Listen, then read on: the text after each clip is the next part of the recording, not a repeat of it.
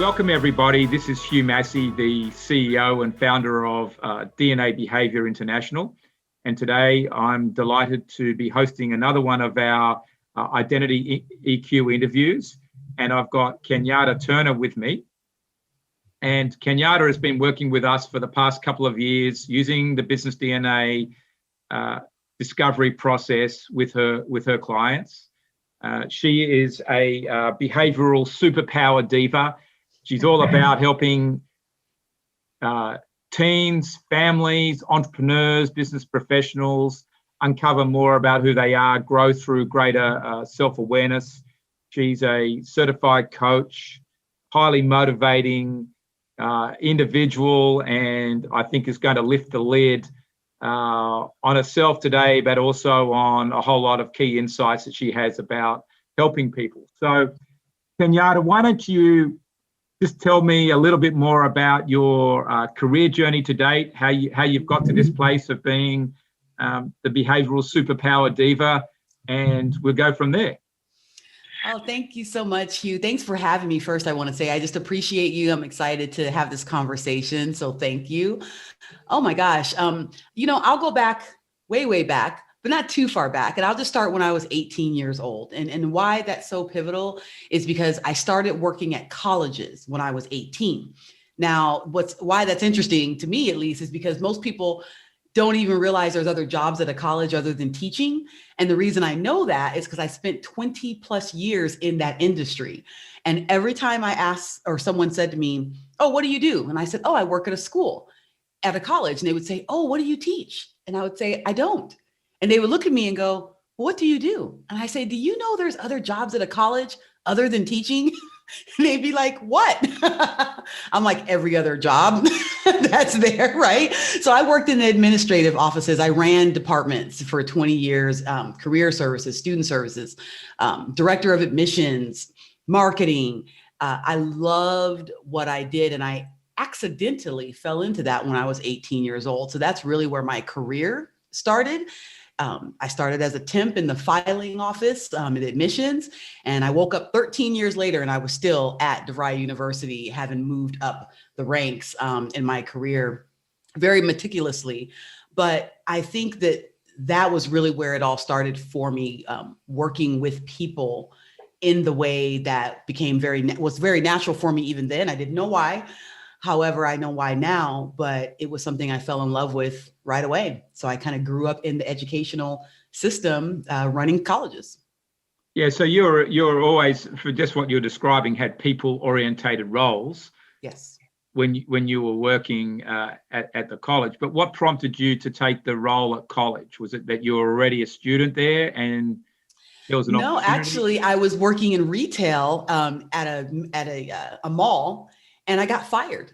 I was there for 3 weeks and I helped open this new store and they let me go. They're like, "Well, you spend too much time talking with the client or with the customers.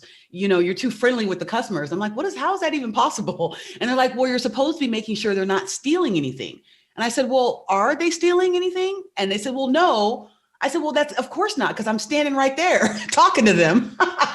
So of course they're not. So they let me go. I don't know the real reason, but either way, I remember I went home. I was 18. I went home and I was bawling my eyes out, crying to my mom about how I got fired from this job. My mom says, "Well, are you going to work in retail the rest of your life?" And it was interesting the way she asked the question, Hugh. It felt like the answer should be no. So I said no. She goes, "Well, quit crying then. He probably did you a favor." And I said, interesting perspective, right? So I got a temp job. I didn't know what to do after that. And the temp agency sent me to DeVry University to file papers when someone was on maternity leave. Well, the woman didn't come back from maternity leave. I'd already been there doing the job. And so they said, "Hey, this position is open for $6.50 an hour. Do you want it?" And I was like, "Okay." So it literally was just that simple. And next thing you know, I was working full time at a college at 18 years old and grew up in that environment quite literally. Yeah, I mean, it does seem a little bit absurd that you got fired from a retail role for talking too much, but as your mum probably gave you pretty good advice. Yeah. Sometimes when those things happen, that's what's meant to happen. And exactly. And I commend her for it because it gave me a perspective of what my future would be and really opened my mind to some things. So she's really good like that. But it refocused you and probably toughened you up a little bit, and you accept the situation and move on. Absolutely. And, so Kenyatta, what would be a pivotal moment as you went through the 20-year career working in the college, going up through the ranks? As you say, you're dealing with people all the time. In fact, you were in your first retail role too, even though it was 3 weeks. So what would you say is what would you say was a pivotal moment, that shaped you for becoming this behavioral superpower diva? Oh yeah, that's an easy one. So if we go back for a moment and then I'll go forward. When I was 16 years old, my father passed away. He was 39. Okay. Now he went to school and got a degree from DeVry University. So it was kind of ironic that I wound up working at the college that he had gone to. And it was very interesting walking those halls, thinking of my father, because I missed him. So there was just a connection there in some sort of way. But I used to think when I was 16, when he passed, he was 39. I thought 39 was old. As a 16-year-old, 39 seems old. He's my dad. He's an old dude, right? And I quite honestly didn't think, Hugh, that I would live to 39. It seemed so far away to me. And then when I was approaching 39, was in my 21st year working in colleges, I really had some time to reflect. I'd taken 10 days off for vacation and a staycation. I didn't even go anywhere, but I took 10 days off near my 39th birthday and just, went to the park, hung out with my sister's kids. I went to lunch and coffee with a friend, things that I think people do when they don't work 60, 70, 80 hours a week. Yeah. Okay. Because that's what I was working at that time. So I just spent some time and I had some time to think. And I was thinking a lot about my father, Hugh, and how I was about to turn the age that he was when he passed. And you know what I realized is just how young that was. Yep. And I started thinking in retrospect, wow, if he had had more time, what would he have done with his life? I lived with him at the time. So what would we have done? We had moved, bought a new car, traveled on a vacation, bought a new couch. I don't know. These simple things, I couldn't ask him about what he would have done with his time if he'd gotten more time. But here I was about to turn that age thinking, well, it looks like I might make it to 39. And if I do, what are my answers to those questions? What am I going to do? Am I happy in my job and my career? Am I living my optimized life? Am I going to move or go on a vacation? And I really started, even though I couldn't he couldn't give me those answers, I turned them on myself. And you know what? I realized I was uncertain about a lot of those answers. And being someone who built my career exactly as I wanted, very, meticulously to get where I was. And I was positioned to probably go to the next step, which is a campus president, which is what I thought I wanted. When I thought about it, I realized that I didn't want the next 20 years to look like the last 20 years. And I really felt there was more to me and I could offer more to the world in another way outside of what I've been doing. But I needed to go and find out. And I got kind of nervous realizing, Kenyatta, you could wake up another 20 years, be sitting at this desk still. So I quit. And I handed in my resignation. I resigned from that industry without a job lined up, without a business prospect lined up. I know I wanted to be a business owner. I knew that. I wanted to build my own empire is what I left. I told my boss, I'm like, I'm going to build my own empire. And he's like, what does that mean? I said, I don't know, but I got to get out of here. And so that was really the pivotal catalyst and the turning point in my entire life. And that was almost 7 years ago when I left the education industry in that way. It's very interesting because you and I have a very similar path in that respect. I left my first corporate job at age 30 years old and did exactly the same thing. Mm. Now, I didn't start DNA Behavior then. I started a wealth management firm, and then DNA Behavior came along 4 or 5 years later. But it's interesting, I also had a very big series of aha moments around the time I was 36 years old when my father died. He died at 36 years old. Wow. And I looked at all of these same questions around this time of what's fulfillment, what's meaning, what am I going to do out there in the big wide world? Right. There's a lot of unrealized potential sitting here, and I can't die wondering. And I think, when I hear you talk, that's it's very similar. Well, Hugh, I appreciate you sharing that. And wow, I did not know that. And you may have thought similar to I did. And I kind of have a phrase for it, is that I said to myself, if you make it to 39, Kenyatta, you must honor your father by making this decision and commitment not to squander any extra years that you get. And that's exactly what I look at it. I'm 40, almost 46 now. So every year and every minute and every hour, I don't waste it, because I feel like I've been gifted extra, and I will not dishonor him by not doing everything I can to live in absolute joy and happiness. And I'm committed to helping others do the same. And I feel like that's what I'm obligated morally, quite honestly, to do. So when you had this awakening moment at 39 years old or thereabouts, what prompted the human behavior, behavioral superpower diva part to start coming out of you? I mean, you're a people person. In our DNA system, you're an influencer, but you didn't know that then, because you've done that since. So we'll get to that part in a minute. Sure. But what brought this out of you? What was the what made you go down this track? Well, having the realization that I'd gotten to this pinnacle, I was almost there at this pinnacle, right? I considered in my career, and realizing that I wanted freedom, Hugh. I literally wanted freedom. I was working 60, 70, 80 hours a week, loving what I did. But here's the thing, when the idea got in my head that I could do more in my own way, if I was going to spend 80 hours a week working, what if I could take the blinders off and use my creativity to create something else? Then I felt, and it's so strange to say, once the idea was in my head, I literally couldn't even show up to work anymore. My skin crawled with, I have to get out of this place.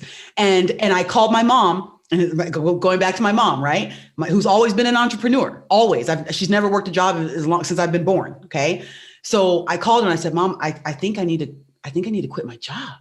I need to leave and go build something else. And she laughs at me and she goes, it's about time. She's like, I was just waiting for you to I knew the day would come when you would say you were done doing that and you would go do your own thing. She's like, so it's about time. And I was shocked. I was like, what? So again, that's when I realized this thing inside me that I now have a better understanding of was always there. It's always what I did. I just needed a new outlet for it. So I left. I mean, from the time I turned 39, I had quit a month later. So I didn't sit there for 2 years thinking about the situation.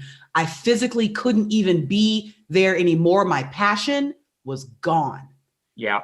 And I realized I'm someone who can't do something that doesn't fulfill and drive me and is aligned with me. I can't do it. Yeah, and I think that's, it's a very important point, just generally for anybody listening to this, anybody that's going to be coached or wants to be coached or to develop their lives and have fulfillment. Once the passion's gone, you've got to move on. I think, to use your term with freedom, the freedom actually goes, because now you're locked up in a cage, in the wrong cage. The wrong cage. Yes. When the passion goes, that's what got me to leave really what I think was a stellar career in a large public accounting firm, because the passion just suddenly went. Whatever the reasons were, but I look back on it and think I'm lucky now that I did leave for a whole lot of reasons that came to light later. But about myself, but also about the firm. But I think that's something that's very important, to recognize when that's gone, it's gone. Well, and it's scary too, Hugh. It takes courage, I think, not only to recognize it, but then to actually do something about it. Yeah. Because not everybody does something about it. And we know this. We know most people are kind of drifting along and doing things that I call the square peg round hole scenario. And I learned that I'm someone who can't do that. I thought I could actually. I thought I could just fake it and just keep moving through the motions, but I realized no. But again, I didn't want to waste any time doing that either. I'm like, well, if you're not going to do this for the next 20 years, you better figure out what it is you're going to do. So then I left, and then 6 weeks later, I got introduced to LegalShield, which you see the logo back there, and I'm still with them 7 years later. I mean, that was my vehicle to build the empire, because I believed in the services so much, and it gave me the freedom to learn how to be a business owner and an entrepreneur. And I got surrounded by amazing people that helped teach me and coach me and support me. And I got to see another side of the world, literally outside of the four walls of a college institution, where I was surrounded by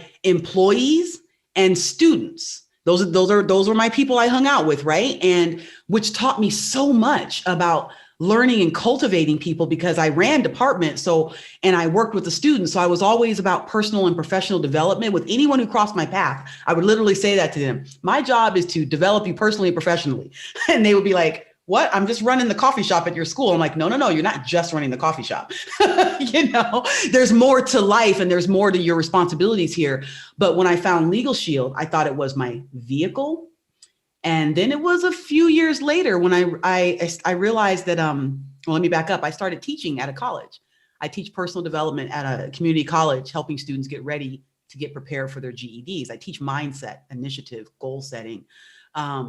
And I'm glad that someone called me and asked me to do that, because I was missing the college environment. But what I didn't miss is all the administrative red tape stuff. Yeah. I missed the students. I missed being able to be around them and help be a positive impact for them. So I teach now, once a month, about 10 students, for 8 days, a little seminar. I've been doing it for 5 years. And it was through that process, Hugh, where I realized, you're a coach. But I never had thought of myself as a coach.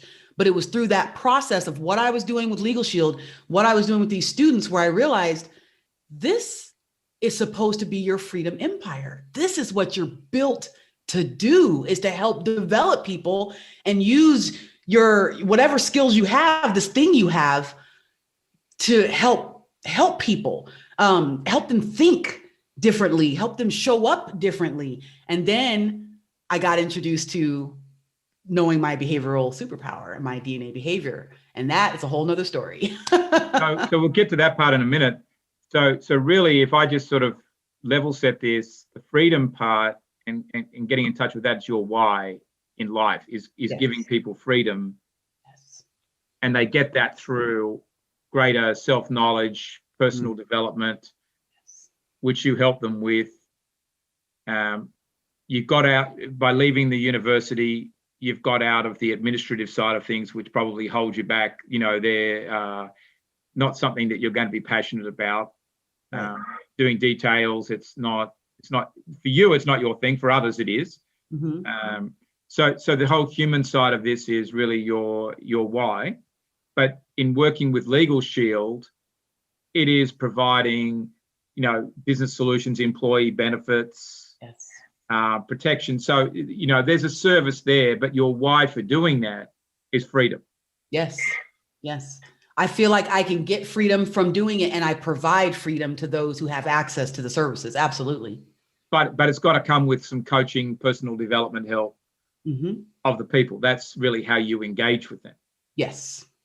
So just talking then, Kenyatta, about your business DNA, when you did the business DNA discovery a couple of years ago, what was your reaction to it? What did you think when you did it, given all of this passion and excitement you have for developing people? Yes. Oh my goodness. I say it was like throwing gasoline on a fire.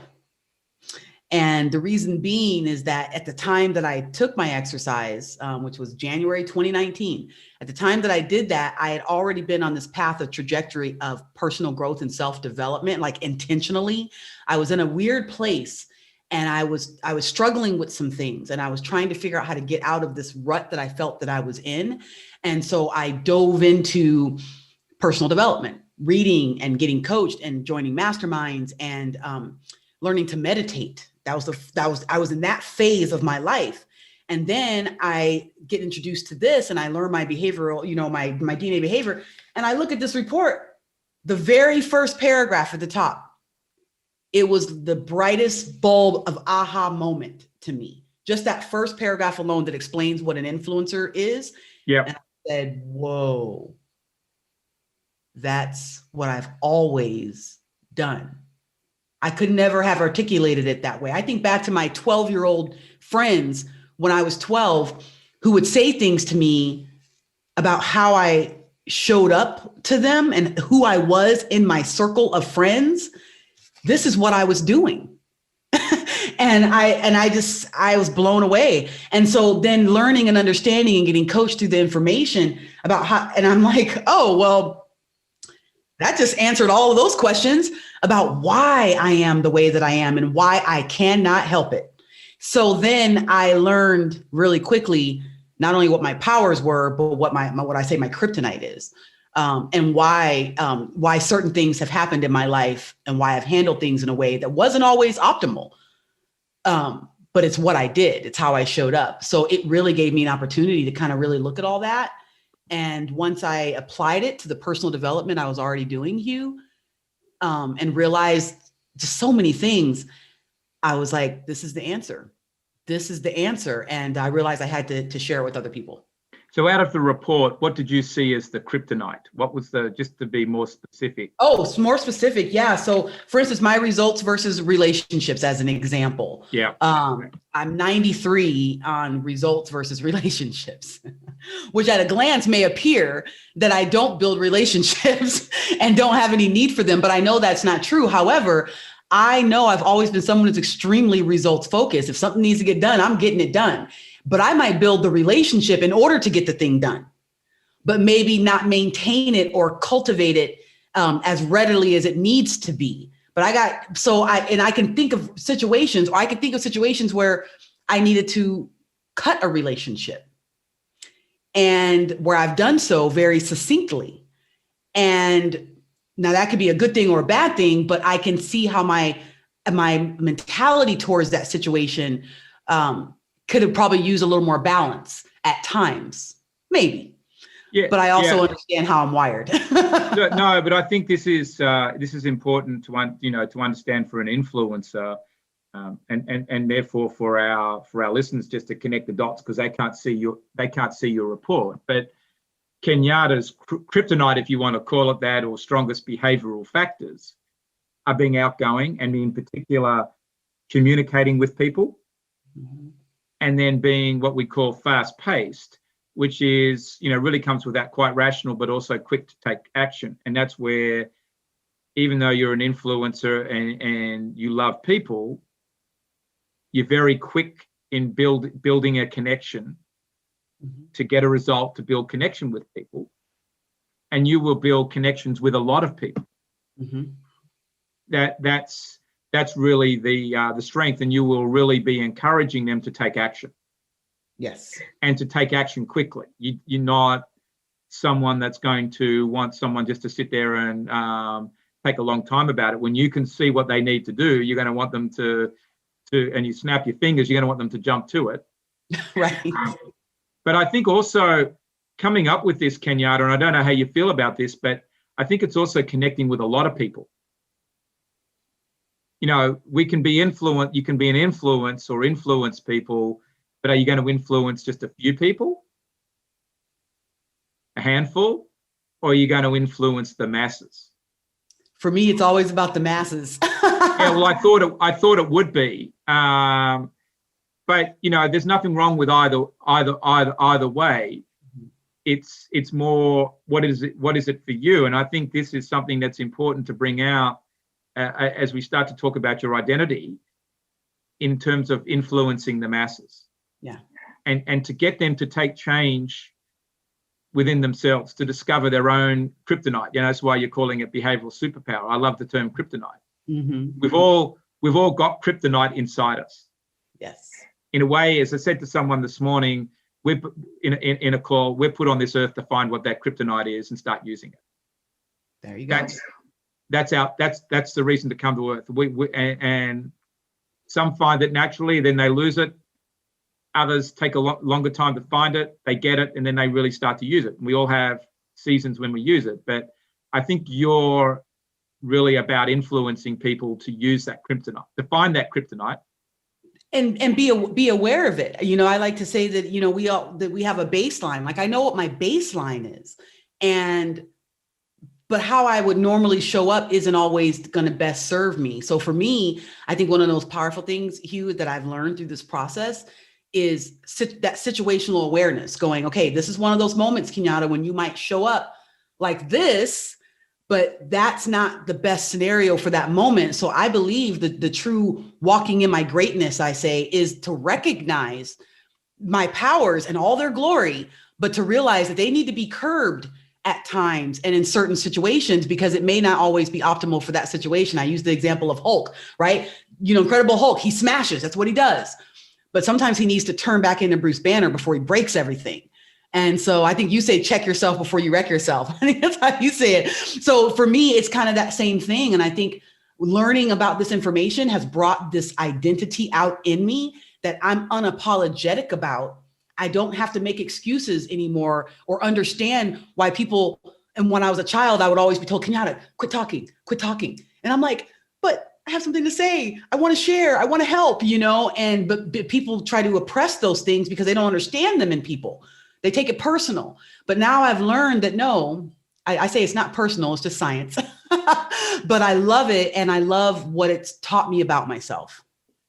I think the key thing in there is that, you know, we've all got strengths, and you've got, you know, extreme strengths in areas to influence people to take change in their lives quickly. You know, I think that's something that's there, and you're going to want them to, because you're so enthusiastic about it. But it's to remember that in the masses, there will be some people in the masses that aren't ready to go as quickly as you are. Yes. You can't convert them all as quickly as you want them to be converted. So you've got to slow down with that. Right. And so that was the last bit I was going to ask you about, you know, just in terms of your intuitive, instinctive nature, how does that show up, you know, as part of your kryptonite in dealing with situations? Which part? The fast-paced part? Well, there's fast-paced, but also in the spontaneous factor, there is a trait there called instinctive. And I imagine that shows up a fair bit as well as part of your kryptonite package, if you want to call it that. It does, because sometimes it's ideal, and other times I need to be more structured and planned. And but I truly, like, when you know, sometimes people say I trust my gut. No, I trust my gut. Meaning I'm very intuitive and instinctive about things, which makes me extremely flexible, because I can very quickly, you know, gut check to go, oh, this is going to work. Oh, this is good. Okay, let's move forward. Whereas sometimes I could be working with people who need much more concrete answers. They need more data. They need more. They want to know from me why I think that. And that has been a challenge for me, definitely, because sometimes it's hard for me to explain why I just know or why I just feel that. And so I'm going to move in that direction, regardless sometimes of what the data might say, because I'm trusting my gut in that moment. But I am analytical as well. But it's a really weird kind of back and forth thing with me sometimes, because I love research. I love, you know, to look at, but I don't like to look too deep. I need like 3 bullet points. And with that, I can do whatever I need to do. Yeah. So it's an incredible gift to be able to do that. So if we look at your identity, Kenyatta, as we sort of move to wrap up here, you know, influence is important, but where do you see your impact in the world being on others? Maybe to a degree how you want to be remembered, but, you know, your greatest impact or contribution being? I have learned that I have a very uncanny way of being able to inspire people to open their minds. about themselves, concepts, the world, whatever the thing is, encouraging people to think differently. And through that, I watch the light bulbs go off in their eyes and them to realize how they can live a better life. And so what I want to be remembered for is being able to do that and doing that in great numbers, like you mentioned, right? Yeah. I want as many people as possible to realize that their mindset is everything, but not to discount what's already there, what's already wired within them is there, and not to ignore that, but use the mindset to unleash that. Like, I am Kenyatta. This is who I am. This is how I show up, an outgoing, fast-paced influencer all day, every day. But that doesn't box me and it doesn't limit me. In fact, it liberates me. So for me, I want to be remembered for being able to help people do that. To like that, I have a quote that says, your self-fulfilling prophecy can either limit you or liberate you. And I want people to liberate themselves and create freedom, a freedom empire. It's a mindset. That's what I want to be known for. So if we say opening up the minds of the masses. Yes. For freedom. Yes. Open them up. Take the shackles off of yourself, because so often we put them on. But I think it's important to, opening the minds, I think is really important. And, for the masses, and freedom is part of who you are, and I think if we could build the word influence people in there, that's really what your identity is. But, I think if we stand there and say, and look at you, the part that you've got to keep striving to do and is opening up the minds of the masses. Yes. To live with freedom. Yes. To build their freedom. And that's really, that's really it. Yeah, absolutely. So if you said that, what would be a tip that you have for people to do that, or a book they should read, or something they should go and do? If you were going to start that right now, in getting people to take action. Absolutely. Well, I would have to say, and I could be biased, but the first thing they would need to do is find out what their behavioral superpower is. Yeah. Because, to me, it's almost a very simple answer. Because again, I encourage personal development, and that means something different for everyone. However, in order to develop something, you need to know where to start. And I believe that understanding your behavioral superpower, your DNA behavior, tells you where to start. It tells you where you are. And from there, then you know what you might want to work on. As an example, me being someone extremely fast-paced, which could equate to impatience. That's where I'm at. And people today will tell me, oh, Kenyatta, you seem very patient. It's because I'm very conscious and intentional about being patient, not because I'm wired that way. So I work on patience. So for me, I would say whoever's listening to this, personal development is going to help you grow into the person you need to be to accomplish all that you're capable of. But if you don't know where to start, then you don't know what to develop. So start by understanding how you're wired behaviorally, because that's already there, and you can move the needle a little bit. You can't move it very far, I don't believe. I think it can move, but if you wanted to move it at all, you're gonna have to work for that. And so, what are you prepared to work for? Well, you got to prepare to work for your identity at the end of the day, and that's really what causes the behavioural change. Yeah. But I think you're right. The business DNA gets you into the right mindset to start making those changes. Absolutely. Are there any YouTubes or movies or anything else you out there raving about that people should go and listen to, read, watch? Well, I'm going to say two things that you should read. The first thing is you should read this book. I love this book. Okay. Which has just been nominated for a literary award. It's unbelievable, isn't it? Oh my gosh! Congratulations. As of today, I'm quite amazed myself. Oh my gosh. Well, I'm not surprised because it deserves it. So yes, Leadership Behavior DNA, Discovering Natural Talents and Managing Differences by Lee Ellis and Hugh Massie. This is like a textbook for me. I read it often. I coach from it. I mean, it's taught me so much. And I combine that and that knowledge with the second book that I will recommend, which is a old time classic, which I believe is the granddaddy of them all, which is Think and Grow Rich by Napoleon Hill. Yeah. And that I live by that book. I coach and teach out of that book. I host masterminds around that book and others, but that is primary because I truly believe when I talk about opening the mind and mindset and the power that we take for granted, he lays out the 13 success principles. But here's what I've learned, Hugh, which is so interesting, is that how you do anything is how you do everything, including how you might read a book like that, including how you might execute the steps or not that he's recommending in it.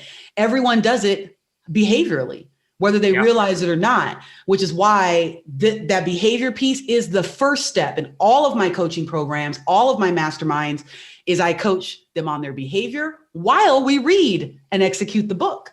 Because again, how you do anything is how they're going to do everything. So those are two books I'd recommend to the listeners. Fantastic, Kenyatta. I've really enjoyed spending time with you, and I really hope, not just hope, I know you're going to go out there and open up the minds of the masses, and many people are going to be impacted by you. And it's exciting to watch it every day as I turn on to LinkedIn, seeing people complete their business DNA discoveries and hear all the stories with you and Jeff and the team. I think it's fantastic. So thank you so much for being with me today. Absolutely. Thank you for having me. I appreciate you. Congratulations on the book nomination.